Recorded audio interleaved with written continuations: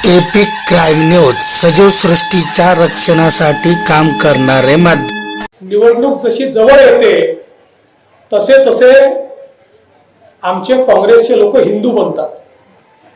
हे चुनावी हिंदू आहे, हे मंदिरामध्ये जातात, हे दर्शन करतात। निवडणूक आली की मंदिर आणि निवडणूक संपली की बँकॉक, अशा प्रकारचं यांचं चित्र आपल्याला पाहायला मिळतं। अशा प्रकारचे नेते, काल परवा मी कमलनाथजींचं स्टेटमेंट पाहत होतो, ते म्हणाले राम मंदिर पे राजनीति चल रही है और हम भी सनातन को मानते हैं। कमलनाथ जी, आप अगर सनातन को मानते हैं तो मैं आपसे सवाल पूछना चाहता हूं कि जिस समय सुप्रीम कोर्ट में राम मंदिर का मसला चल रहा था और जिस समय मनमोहन सिंह जी की आपकी कांग्रेस की सरकार थी, उस समय आपने हलफनामा क्यों दिया कि इस बात का कोई सबूत नहीं है कि राम जी अयोध्या में ही पैदा हुए थे। कितना दुर्दैव है, राम जी कहां पैदा हुए, अब इसका बर्थ सर्टिफिकेट देना पड़ेगा।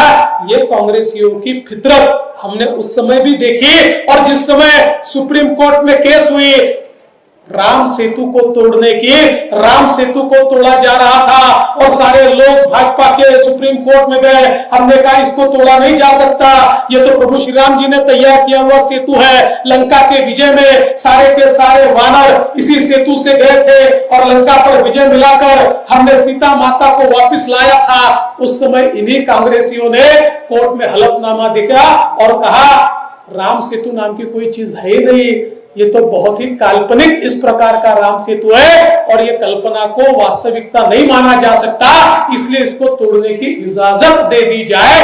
ये कहने वाले कांग्रेसी अब चुनाव आ गया तो कहते हैं हम भी सनातनी है, हम भी सनातन को मानते हैं।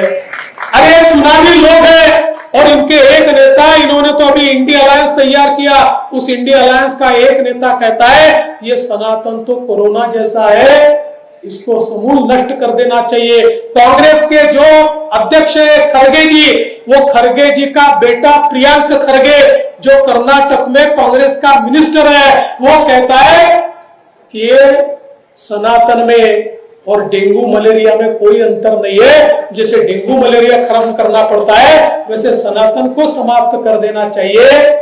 कोई नादान लोगों को बता दो, अरे हजारों हजारों साल तक इतने आक्रमकों ने आकर इस सनातन पर प्रहार किया, सनातन समाप्त नहीं हो गया, आक्रमणकारी सारे समाप्त हो गए, क्योंकि ये भारत की संस्कृति है, ये सनातन संस्कृति है, ये पुण्य पुरातन है, ये नित्य नूतन है। इस प्रकार की हमारी संस्कृति और हमारे संस्कारों को मिटाने का काम कांग्रेस के माध्यम से चल रहा है।